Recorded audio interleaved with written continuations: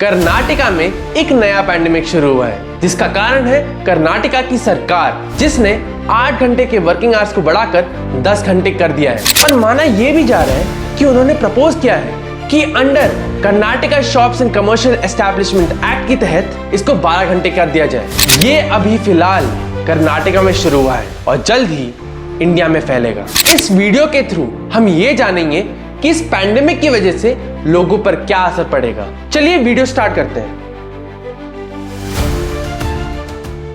हम आए दिन हर दिन यही सुनते रहते हैं कि कॉर्पोरेट एम्प्लॉइज या तो आईटी सेक्टर या फिर किसी भी सेक्टर का हो, स्ट्रेस और एंजाइटी की वजह से जूझते रहते हैं और उसका कारण सिर्फ एक है, वो है लॉन्ग वर्किंग आवर्स। अभी मैं पहले आपको ये समझा दूं कि 10 आवर्स का मतलब क्या है इधर। तो जैसे आपको पता है कि कॉर्पोरेट कंपनीज के पास एक फिक्स टाइम पीरियड था जो 8 घंटे थे। अब ये जो 2 घंटे एक्स्ट्रा ऐड हुए हैं, इसका मतलब ये नहीं है कि आपको ऑफिस से ही काम करना है। इसका मतलब ये है कि आप ऑफिस से भी काम कर सकते हो और घर से भी काम कर सकते हो, डिपेंडिंग ऑन द कंपनी। अभी कंपनी जैसे गूगल हो गया या फिर नेटफ्लिक्स हो गई, ये लोग वर्क लाइफ बैलेंस को पहले प्रेफरेंस देते हैं, तो इन कंपनीज को अभी के लिए छोड़ सकते हैं। लेकिन जो कंपनीज जो कि इंडियन कंपनीज या फिर दूसरी कंपनी जैसे Amazon, मेटा जैसे कंपनीज जो वर्क लाइफ बैलेंस में इतनी अच्छी रिकॉर्ड नहीं होल्ड करती, उनके बारे में ये सीरियस कंसर्न है। और अब जब इसको बढ़ा दिया गया है, इसका पहला इफेक्ट होगा रिडक्शन इन प्रोडक्टिविटी। अभी मैं इसलिए कह रहा हूँ कि प्रोडक्टिविटी कम हो सकती है क्योंकि जो कंपनी को क्लाइंट्स मिलते हैं उनके डेडलाइंस को ओवर कॉम्पेंसेट किया जा सकता है,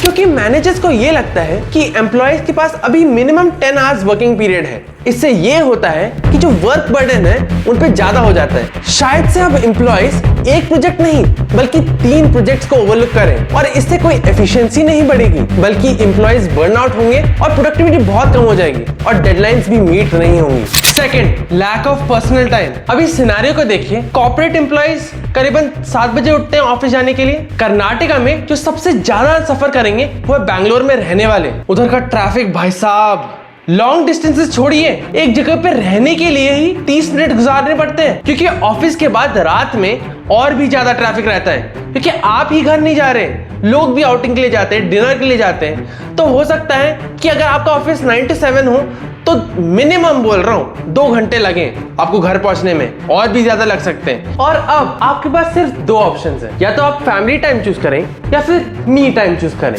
अगर आपने मी टाइम चूज किया तो उसमें शायद से 1-2 घंटे तो लगेंगे ही। शायद से आप 11 या 12 बजे पहुंचे घर पे, तो फिर फैमिली टाइम इज इम्पॉसिबल। आप सिर्फ अपनी फैमिली को सिर्फ सैटरडेज या संडेज को देख सकते हैं।